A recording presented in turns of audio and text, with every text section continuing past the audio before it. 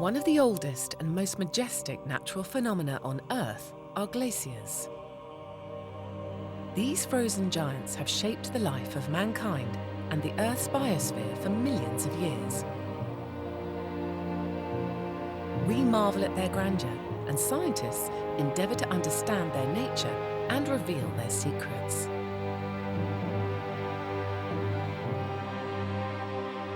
About 10% of the Earth's surface is currently covered with glaciers, including the largest ice caps in the Arctic and the Antarctic.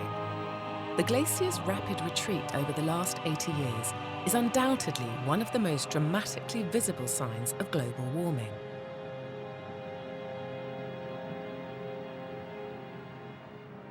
The gradual rise in global temperatures will have major consequences, not just for us, but our future generations. Scientists therefore increasingly look to the glaciers as they are the most obvious indicator of the speed of climate change.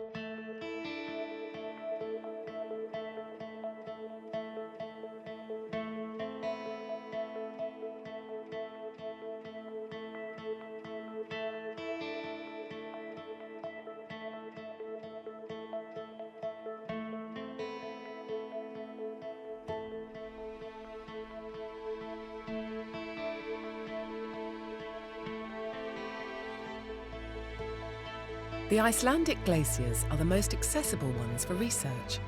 About 10% of the country is covered with glaciers, with roads leading up to most of them. The largest glacier outside the Arctic and Antarctic is Iceland's Vatnajökull, which has approximately 30 outlet glaciers, among them Breiðamerkurjökull. At its snout, the now famous Jökulsárlón glacier lagoon began forming in the 1930s. Over the years, extensive scientific research has been carried out on Iceland's glaciers. Jökulsárlón Glacier Lagoon has provided scientists with a unique insight into the nature of the glaciers and how they react to global warming.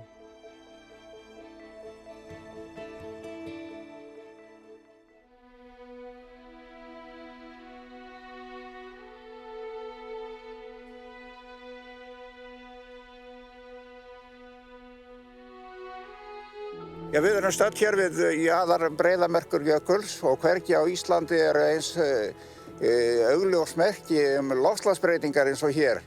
Og því veldur þrennt. Það í fyrsta lagi hlýnun andrúmslofts, og það bráðnar mikið af jöklinum hér, alltaf 10 metrar á hverju einasta ári sem bráðnar. Það var fyrsta atriðið. Hitt það að jökullinn fellur hérna fram af kelfir hérna út í þetta mikla lón sem Jökulsárlónið. Þannig að það brotnar stöðugt af honum og sá ís sem fer hér út í lónið og flýtur hér, hann bráðnar þá líka. Þannig að það tvennt sem bræðir hann. Og í þriðja lagi þá kemur sjórinn hérna 10 gráðu heitur inn í þetta lón og hann bræðir þá auk þess.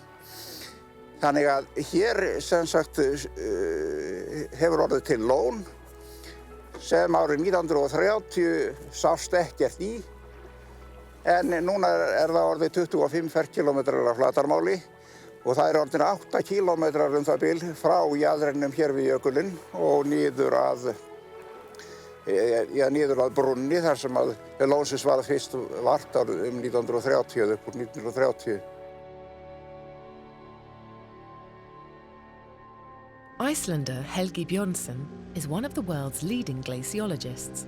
He has studied Icelandic glaciers for half a century, and his research has become a cornerstone of the ever-growing understanding of this remarkable natural phenomenon. Það sem hefur dregið mig á jökla forvitni þá sjálfa.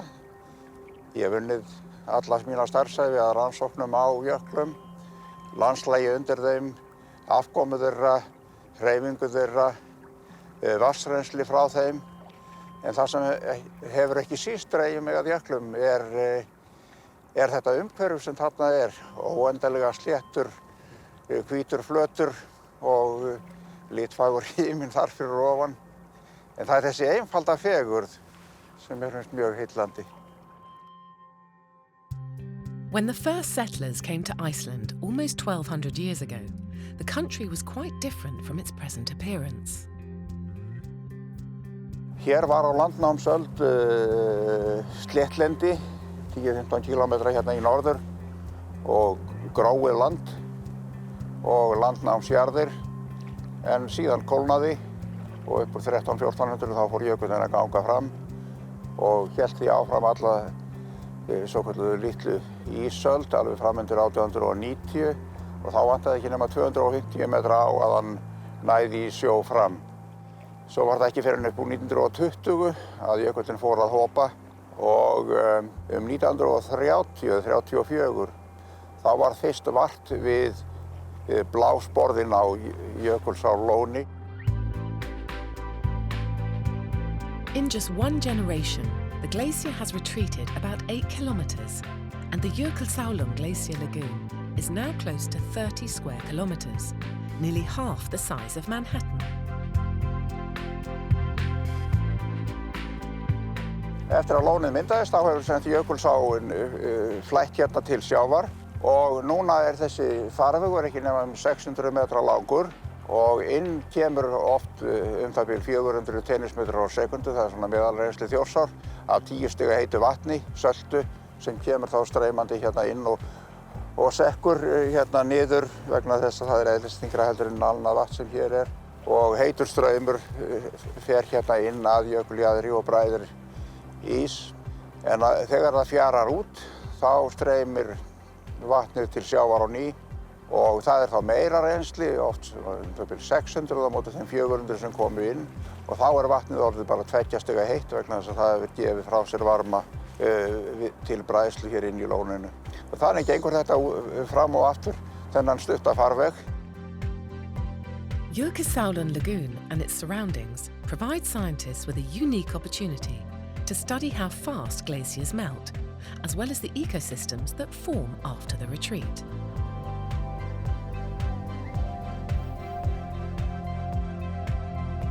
Skúli Skúlason is a professor of biology and leads an interdisciplinary group of scientists studying the new ecosystems emerging in this harsh environment.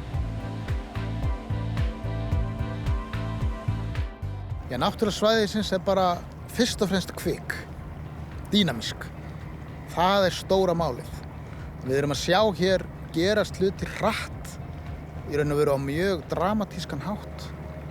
En þó að það sé kvikt, kannski einmitt vegna þess að það kvikt, þá gefur það okkur innsýn inn í atburðarás, í hvernig lífkerfi byggjast upp, hvernig samspil lands og lífs sem algjörlega einstakt. Og þetta æði vegna þess að þetta gefur okkur innsýn inn í mátt náttúrunnar, í uppruna hennar og leið innsýn inn í uppruna okkar sjálfra, mannsins og lífsins sem við erum alla vitni að og tökum þátt í. Og ég held ég geti fullyrt að ég þekki ekkert dæmi þess að það sé hreinlega hægt að rannsaka framvinduna svona algjörlega á sama tíma eins og hér Ég held að það hef aldrei verið gert áður. Núna verða að slaka tæki sem að skráir hitann og seltuna með dýpi hérna í lóninu, alveg frá yfirborði og samfellt niður á botni. Áhuginn snýst ekki bara það að hvað gerist hér svona staðbundið í lóninu, því að þetta hefur svona víðari skírskotun á okkar tímum þegar eru hnattrænar breytingar og hafið að hlýna og það eru svæði í heiminum eins og við Grænland og við Suðurskautslandið þar sem snertiflötur milli sjávar og jökuls og bráðnun. Og þetta kemur inn í þær hugleiðingar, hvernig þetta vinnur saman og hvernig þetta flýtir bráðnun jöklana. Hver þáttaka sjávarins eða hafsins í því. Og með sjónum sem kemur inn, hann getur verið meira en 10 gráðu heitur og þessi sjór, hann að bræða jökul, hann að bræða jakana sem hér á sveimi, þess að snúast býsna oft að þeir bráðna neðanfrá. Og þannig nýtist varminn úr sjónum til að bræða jökulinn og flýta fyrir myndun lónsins og jökullinn bara hopar. Það brotna hérna það bil 600 metrar á hverju ári af jöklinum. En jökullinn sjálfur skríður 300 og bætir þess vegna upp helminginn af þessu. En útkomað sú að það hörfar hérna jaðarinn 300 metra á hverju ári. En þannig heldur þetta lón áfram að stækka og við spáum því að það muni halda áfram við óbreytt loftslag. Þannig nefnilega að hérna upp af þessu lóni, þar heldur áfram djúp renna 25 kílómetra hérna norður eftir sem öll undir sjávarmáli. Og þetta kemur okkur stöðugt á óvart hvað þetta verður hraðara og hraðara og það það sama og menn eru að sjá í Grænlandi og á Suðurskautslandinu að þarna farið af stað ferli og það algjörlega sambærilegt við það sem við erum að sjá hér og höfum svona einstakar aðstæður til að rannsaka.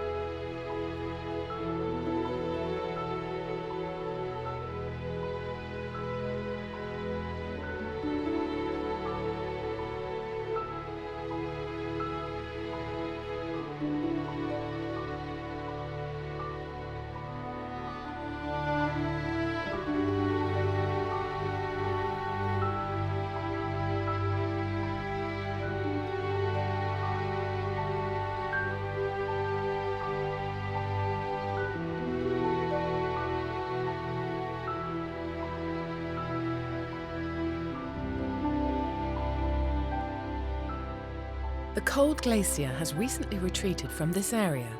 New life gradually awakens in small ponds and riverbeds after centuries of hibernation beneath the cold glacial blanket.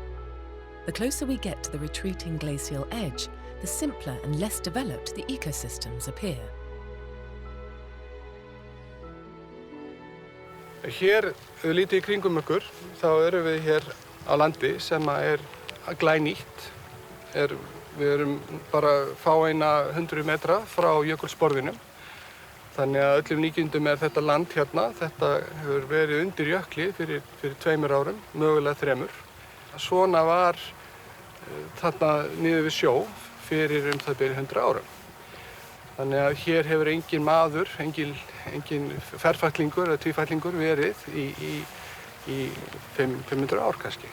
Og það er svolítið merkilegt að bara það er ákveðin svona merkileg tilfinning að vera staddur á landi þar sem engin annar hefur kannski komið.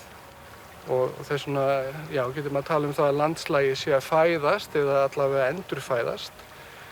Og þetta land sem að koma undan jökli, það svo blautt að maður einhvern veginn, að manni dettur svolítið í hug sem barnsfæðing. Að landið verður til úr vökva, úr vatni og þegar maður skoðar þessa læki sem eru hérna, sem eru sennilega ekki nema 2 ára gamlir, eitthvað svoleiðis, þá sér maður strax að það komi slí, þörungar, á sömu stöðum í lækjanum. Og síðan það eru flugur hérna á sveimi í kringum mig og það gæsaskítur hérna og það þó nokkuð á gróðri, þó hann sé ekki jafn áberandi og þegar maður fer lengra aftur í tímann. Verkefni sem gengur út á það að skoða hvernig lífið hefur þróast á þeim tíma sem jökullinn hefur verið að hopa. Við erum hérna með bæði grasafræðinga með okkur og dýrafræðinga, ferskvatnslíffræðinga og svo erum við með jöklajarðfræðing og veðurfræðing og þannig að þetta þverfaglegur hópur sem hérna störfum og til samans erum við að reyna að skilja þessa sögu sem hefur spunnist hérna á sandinum, bæði jarðfræðina og líffræðina og svona líka einnig hvernig veðrið getur mögulega haft áhrif á þetta. 1930 þá fer eitthvað að gerast í veðri og það tekur að hlýna og það allavega ljóst á Breiðamerkurjökli að hann tekur að hopa mjög ört eftir þetta. Og hopið ekki stöðugt. Hann gengur alltaf örlítið fram á hverju ári og þá skilur hann eftir jökulgarða og þessir jökulgarðar eru svona kannski eins og árhringir í tré. Það er hægt í raun og veru að fylgjast með framvindunni á hopinu í gegnum tíma. Nú, jökullinn hann hopar nokkuð ört og í þessum tíma, svona fram til 1995, að þá virðist vera að það koma svona það sem kallaði kelving. Jökullinn er að tapa sig ofan í Jökulsárlón, hann er að brotna af honum í Jökulsárlón. Það koma svona tímabil, allavega 2, þar sem hann tapar mjög ört ís. Svo virðist hann hægja á sér þar og svo kemur annar tími þar sem jökullinn tapast mjög ört ofan í lónið. En í heildina séð, eftir 1995, þá virðist vera að jökullinn hann taki upp á því að hopa mun hraðar en hann hefur gert fram að því.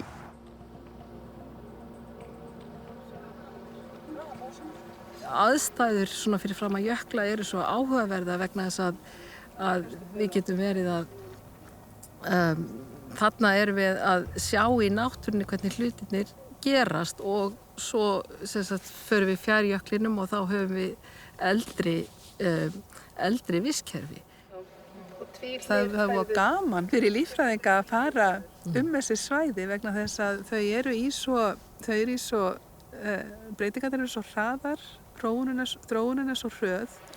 Þessi svæði eða reitir sem við erum að vinna á, sem eru mislangt frá jökli og þar að leiðandi mislangt frá því að þau hófust að myndast, að því við erum með misgömul vistkerfi, að þau eru ólíka því leyti að næst jöklinum á yngstu svæðanum þá erum við með mjög marga tegundir, miklu fleiri tegundir heldur en við reiknuðum með. Svo þegar að fjær jöklinum dregur að þá fjölgar ekki tegundunum, það er að segja eftir því sem að vistkerfin eldast. Við erum ekki með fleiri tegundir en það er meiri þekja, það er að segja það tekur meira af yfirborðinu og mosin er farin að koma miklu meira inn. Mér skilst á jöklafræðingum og þeir sem hafa rannsakað bandmótun hér á sandinum að þá getur þessi tjöll verið frá því 1975, þannig hún kemur undan jökli 1975. Þannig að þetta er ekki ýkja gamalt vistkerfi sem við erum að horfa á hérna, en það má kannski glöggt sjá að botngróður, það er nánast engin botngróður komin hér. Það er þá hryggleysingjar fyrst og fremst sem við erum að safna, krabbadýr og skordýr sem lifa í vatnsbólnum eða þá rétt yfir setinu og þau fáum í þennan há og hérna sitjum þetta í krukkur og greinum. Tjarnir sem eru kannski orðnar 50-60 ára gamlar og svo yfir 100 ára gamlar, að það er töluverður munur á þeim bæði hvað varðar gróðurfar og hvað varðar dýralíf.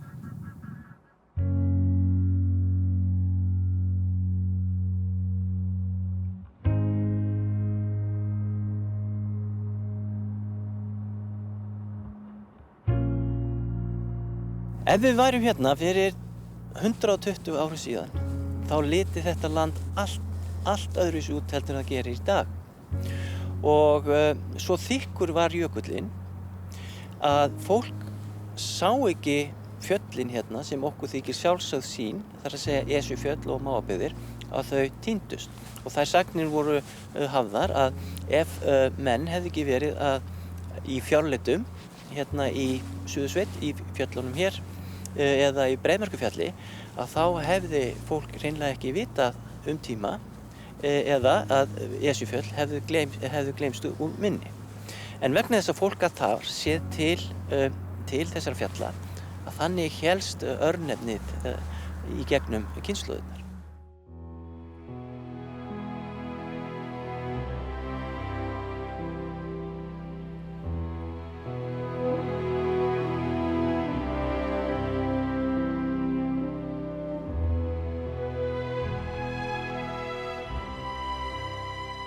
The expansive sands of Skeiðará River tell a riveting tale of catastrophic disasters through the centuries. The rivers on the sands have carved ever-changing courses across the lowlands, thanks to the capricious nature of the glacier and the erupting volcanoes underneath it.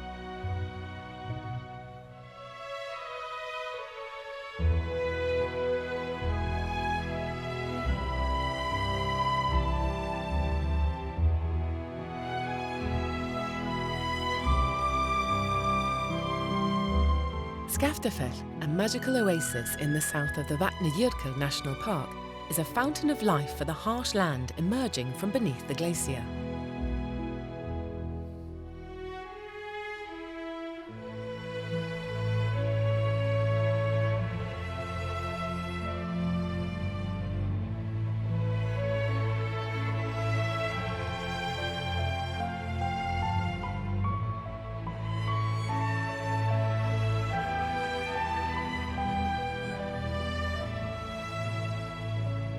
The vast alluvial sandplain of Skeiðará River is the largest of its kind in the world, covering about 1,300 square kilometres, close to the size of London. Rivers emerging from the rapidly retreating glacier have formed a new confluence towards the west, and so prevent possible runoffs from a subglacial eruption from pouring across the sands. A warmer climate, coupled with seeds blowing in with the eastern winds from Skaftafell, has led to birch trees establishing roots in this harsh environment. Þóra Ellen Þórhallsdóttir and Kristin Svavarsdóttir have studied the local vegetation for decades. Okkur finnst þetta vera mikið ævintýri. Það skyndilega landnám birkisins á sandinum og vöxturinn ekki síður ævintýralegur. Hann hefur verið svo hraður, bæði sem sagt hvað útbreiðslusvæðið hefur stækkað hratt og líka hvað einstaka plöntur hafa sýnt góðan vöxt. Þannig að til þess að svona stórfellt landnám takist, þá þarf í fyrsta lagi að vera gott fræár. Það þarf að vera mikil fræframleiðsla í Skaftafelli sem svona langlíklegasta fræuppsprettan. Í öðru lagi þurfa frægæðin að vera góð. Í þriðja lagi þarf að koma einhver austankvellur á réttum tíma þegar fræin eru fullþroskuð sem að ber mikið af fræi yfir á sandinn. Í fjórða lagi þurfa skilyrði fyrir spírun fræjanna að vera hagstæð næsta sumar og eftir og það kannski ekki einu sinni nóg að það sumar sé hagstætt. Kannski það bæði veturinn og þar næsta sumar líka að vera sérstaklega gott til að landnámi takist. Þannig að líkurnar á því að það takist eru litlar. En kannski sáum við þarna einhvern tímann í kringu 1990 akkurat að öll þessi atburðarás var hagstæð og þá kemur þetta mikla landnám bara eiginlega allt í einu. Hérna búið að falleg. Þessi er flott. Þessi er æðisleg. Falleg stór blöð. En hérna sjáum við getum séð ársvöxtinn hérna og hann héðan og hingað, þannig að þetta eru 1, 2, þetta eru alveg 3 sentimetrar og sem nú býsna gott hjá svona lítilli plöntu. Þetta svæði auðvitað að mörgu leyti einstakt. Við erum með stærsta virka jökulsand jarðar hér á Skeiðarársandi og að baki honum liggur svo stærsti jökuljarðar utan heimskautasvæðanna. Við erum með 3. stærstu eldkeilu í Evrópu hérna, þar sem Öræfajökull og hér auðvitað mætast þessar andstæður sem að setja svo ríkan svip á íslenska náttúru. Það að segja svartir sandar og þessi þunga úthafsalda sem að brotnar hérna á suðurströndinni. Þetta stórbrotna landslag við jaðar Vatnajökuls og síðan gróðurvininn Skaftafell. En það hvergi nokkur staðar til annarri staður eins og Skaftafell og Öræfasveitin. Lífríkið á Skeiðarársandi mjög breytilegt, það blettótt.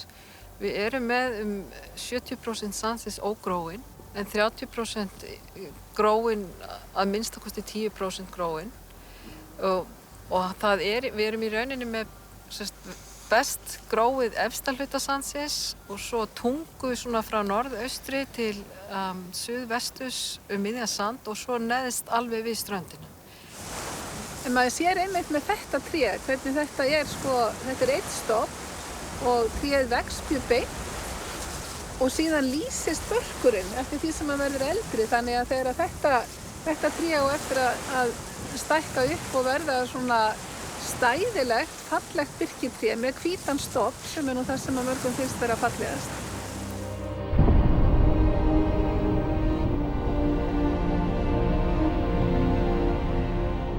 Iceland's biggest volcanic systems are found under its glaciers, the result of the mid-Atlantic ridge cutting a path right through the middle of the country. The epicenter of this system is under the northwestern part of Vatnajökull Glacier. The eruption beneath Eyjafjallajökull Glacier in the spring of 2010 had a considerable effect on South Iceland. The resulting volcanic ash caused massive disruption to international aviation and brought home to the world the powerfully destructive might of Iceland's volcanoes.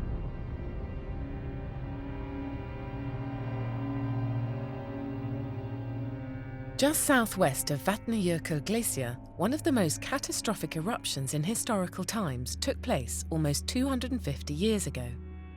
Here, in the summer of 1783, a 25-kilometre-long volcanic fissure extending in beneath the glacier erupted. For almost a year, this fissure poured out the largest volume of lava from any volcano over the last 1,000 years. The poisonous gases emitted affected world climate, resulting in extensive crop failures throughout Europe. Some historians even maintain that these harvest failures would be one of the contributing factors to the French Revolution. One of Iceland's biggest volcanic systems lies beneath the thick ice cap of Vatnajökull, the main volcano in the system being Bálfabunga. It is responsible for about 27 eruptions in a system of fissures extending approximately 150 kilometres in a southwestern direction.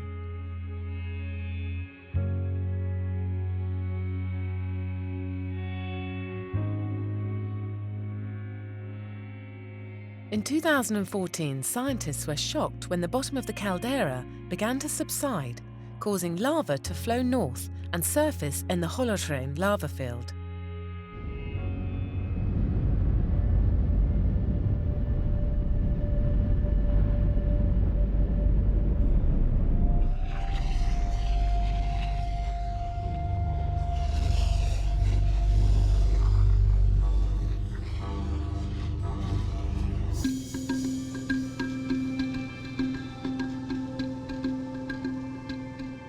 Vatnajökull is under constant scientific monitoring.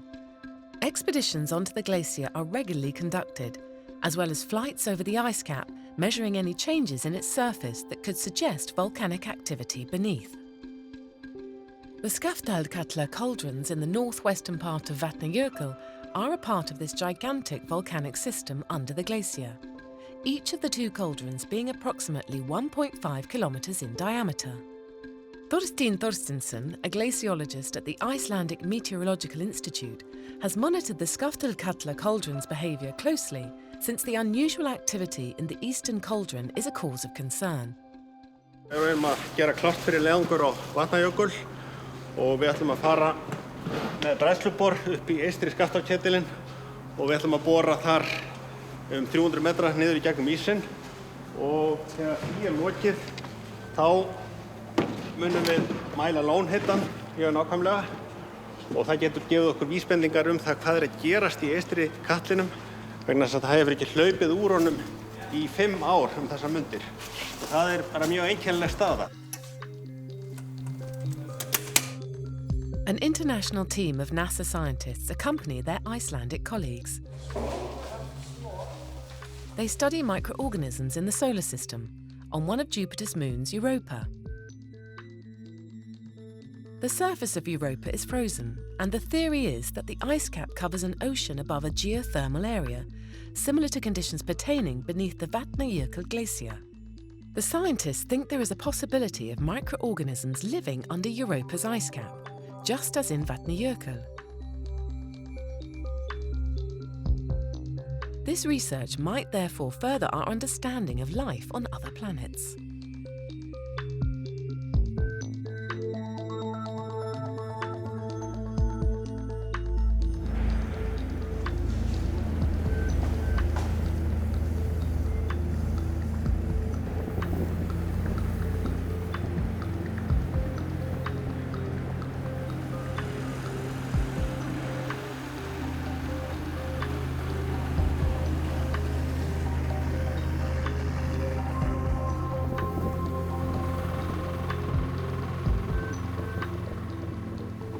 Við erum staddir hérna í vestari Skaftárkatli í Vatnajökli, norðvestan við Grímsvötn og þetta önnur tveggja lægða í yfirborði jökulsins sem myndast við það að jarðhiti undir ísnum að bræða ísinn neðan frá. Og þá gerist það náttúrulega að þegar ísinn verður að vatni eða rúmmálið minnkar og þá náttúrulega lækkar yfirborðið yfir þessum jarðhitastöðum sem því nemur og hér eru því þessar tvær lægðir, Skaftárkatlarnir. Þetta eru svona 100 til 150 metra djúpar lægðir í yfirborð jökulsins þegar hlaupið hefur úr lónunum. Þannig að það nauðsynlegt að fylgjast með þessu öllu saman, hversu hratt safnast í lónin, hvenær von á næsta hlaupi og getum við spáð fyrir það hversu stór hlaupin verði og slíkt. Við erum hérna í svona nálægt 1650 metra hæð yfir sjávarmáli og þegar vatnið að safnast í lónin neðan þá má segja svona jafnaði sé yfirborð sem við stöndum á hér að hækka 10 cm á dag milli hlaupana. Og síðan þegar hlaupin koma og vatnið hleypur út í farveginn undir jöklinum að þá lækkar þetta yfirborð sem við stöndum á 100 metra eða svo á 1 eða 2 sólarhringum. Annað sem við gerum hreinlega bara að bora okkur niður í lónin og hér bræðslubor sem við höfum notað nokkrum sinnum til að bora í katlana báða. Það bara heitt vatn sem sent út í gegnum spjót sem bræðir holu niður í gegnum 300 metra af jökulís, niður í lónin undir sem svona nálægt 100 metrar að dýpt. Europa has a big icy shell and it's thought to have an ocean beneath that icy shell, and beneath that it's thought to have potentially hydrothermal vents or vent systems. So here we have a great analog that is small and we can study, where we have the vent, we have a big lake, we have an ice shelf on top. There are no fish, unfortunately, in a subglacial lake. There's not enough energy to support the kind of life that we experience here at the surface. And of course, there's no oxygen.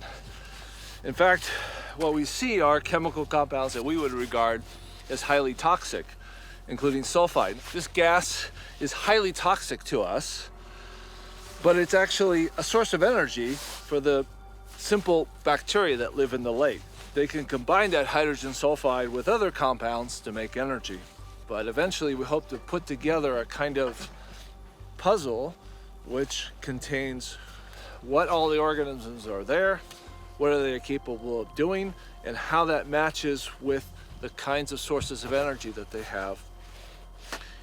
Somewhere here in this lake, at the interface between the fire of the volcanoes and the ice of Vatnajökull.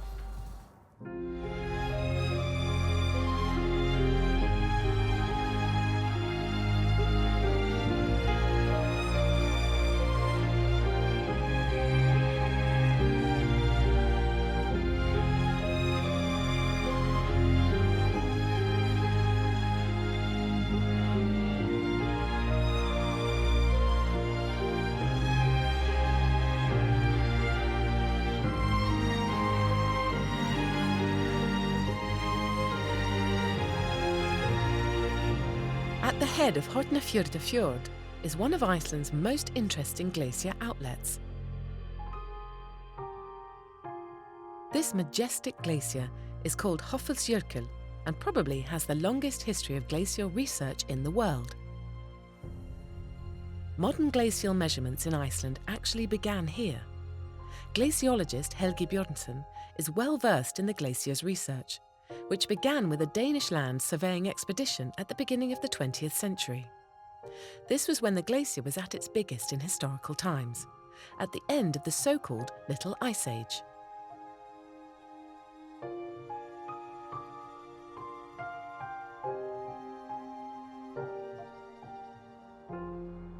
Danska herforingjaráðið hóf landmælingar á Íslandi 1903-04 og var einmitt hérna á þessum slóðum. Þeir byrjuðu hérna við Höfn og fóru hérna einmitt þetta svæði. Þannig að þetta og gerðu þá landakort hérna af Hofsjökulli og jöklum hér í grennd og þetta geysilega merkileg heimild jökla og stöðu jökla þegar þeir voru í hámarki, en það var 1890, en þeir fóru nú lítið að rýrna fyrir en kom fram á 20. öldina.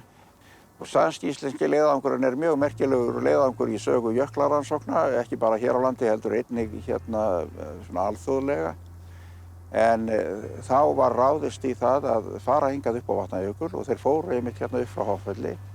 Og þá hérna var þetta sem sagt Svíinn Hans Alman sem hérna var prófessor í Stokkhólmi og hann hérna hafði sett sér það verkefni að kanna jökla sem víðast í kringum Norður-Atlantshafið.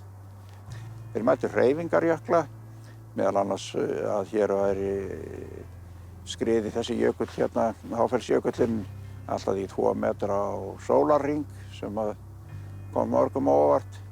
Þannig að því leyti varpaði þetta ljósi á það hvers konar, hver velta og hagnaður og tekjur og gjöld og hérna jökla hér á landi og við þetta loftslag sem að hér til myndir það sama og við erum enn að gera þetta þann dag í dag en hérna og gerum á hverju ári hér á landi en þeir voru sem sagt þarna allra manna fyrstir til þess.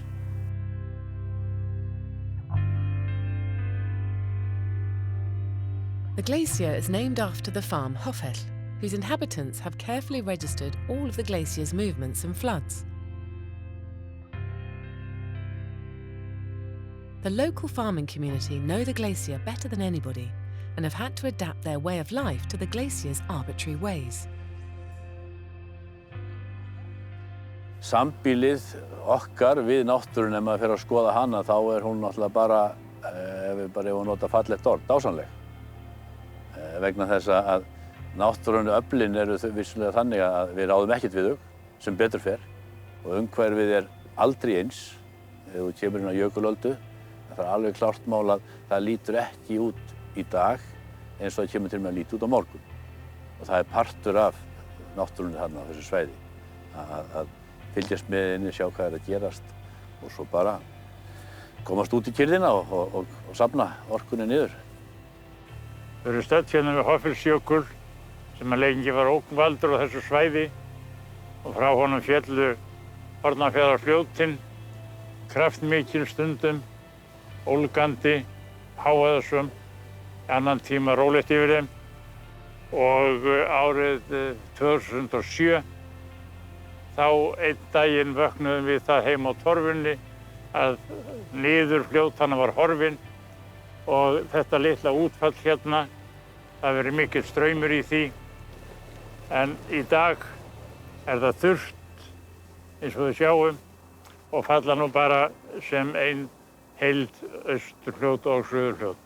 Maður hluti af umhverfinu hér og ef ég bara segja alveg nákvæmlega eins og verið í mínum huga, ég finn enga ógn og hef aldrei fundið ógn af þessu umhverfi. Og það þannig fyrir mér persónulega, ef að sálin mín eitthvað þreytt, þá bara einn staður sem að ég get farið á til þess að hressa hana við og það bara nær jöklinum og nær fjöllunum og þá hverfa allir erfiðleikar í hvelli.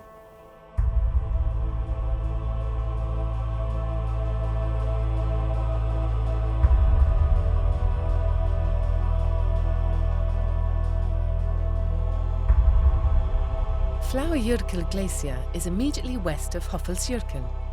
The people of Middlesveit County have often had to contend with glacial flooding, and the county was for a long time isolated between 2 treacherous glacial rivers.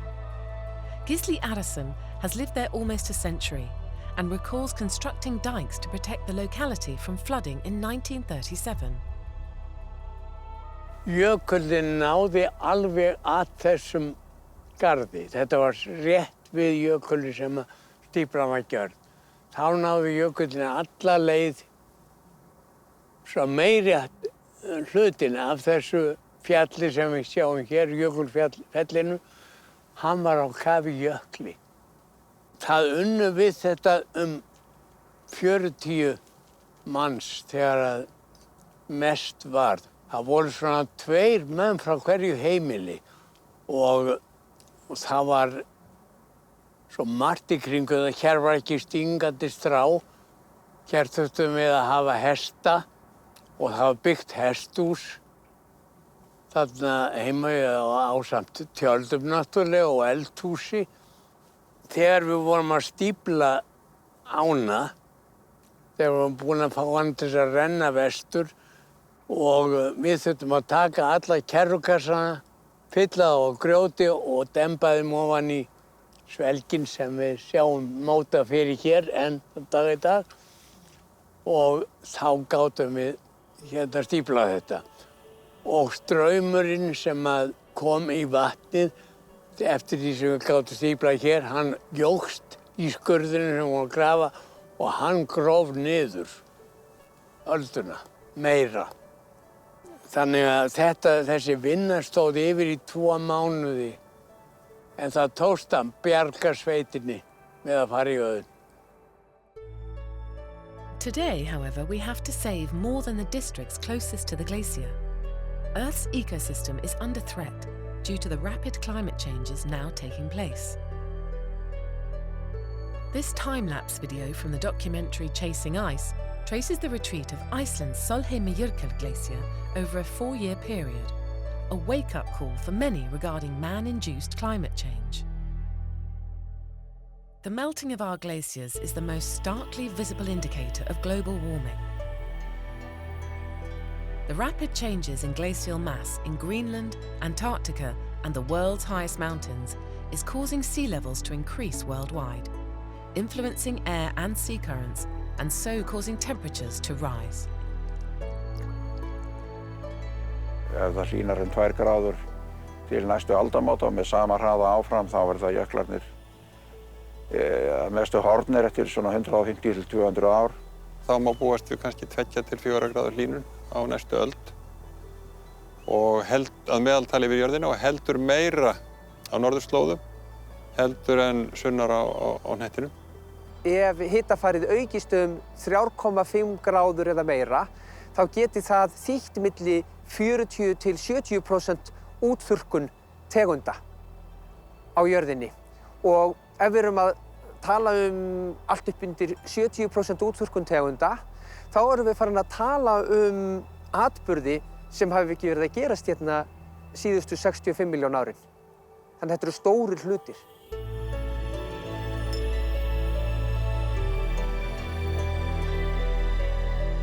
Við notum minkinn í rauninni sem tæki til að rannsaka náttúru Íslands og það er á meðal sjófuglanna okkar sem hafa hrunið vegna fæðuskorts í sjónum.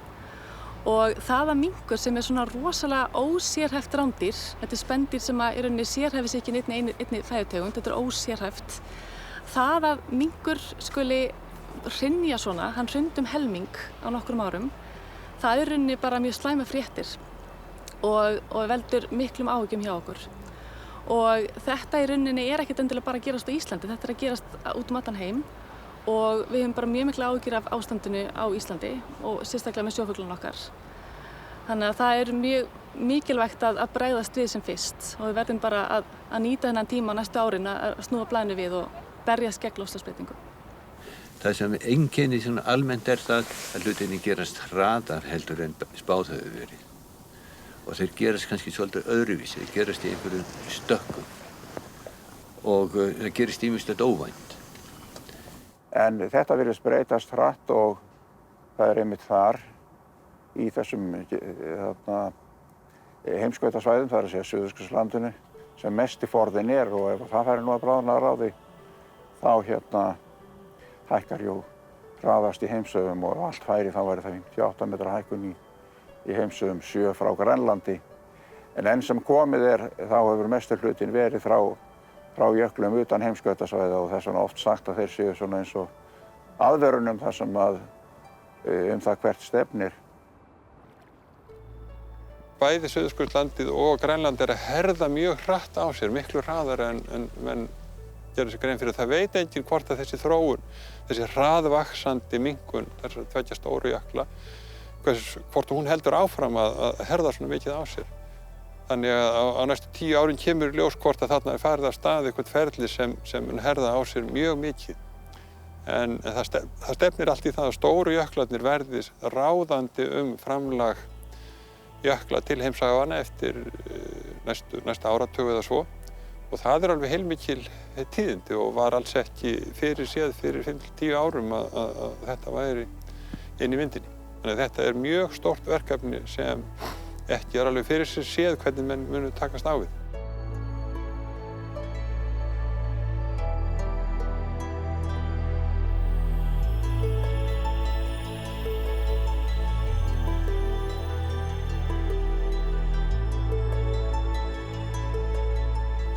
Verður þetta til 30 ár eða 50 ár. Af því að það kemur okkur og núlifandi börnunum okkar og barnabörnunum, það kemur þeim við.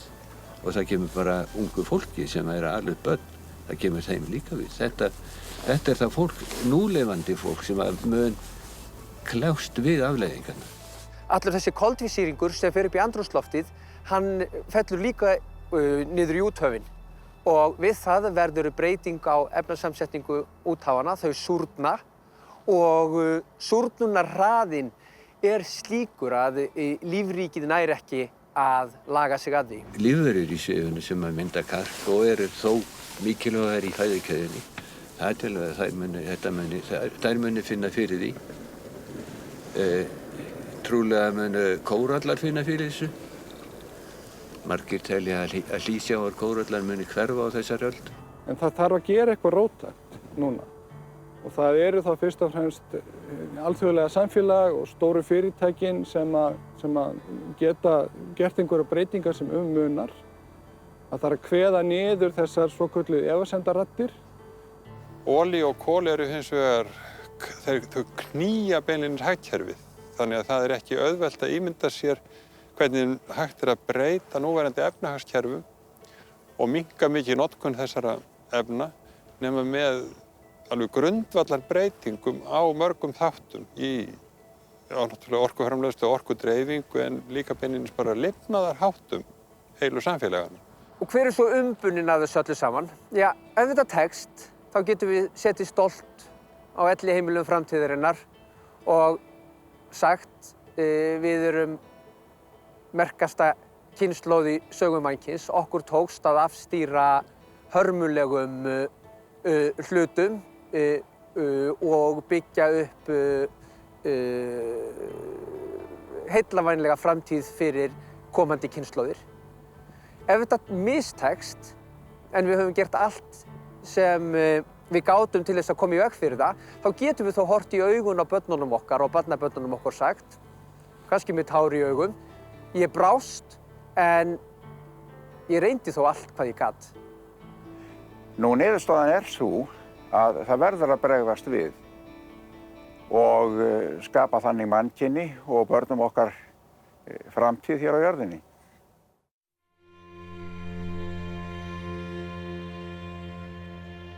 Sólin blessuð sígur rauð til víðar, bló á lofti gullin ský. Grátklökk áin niðar.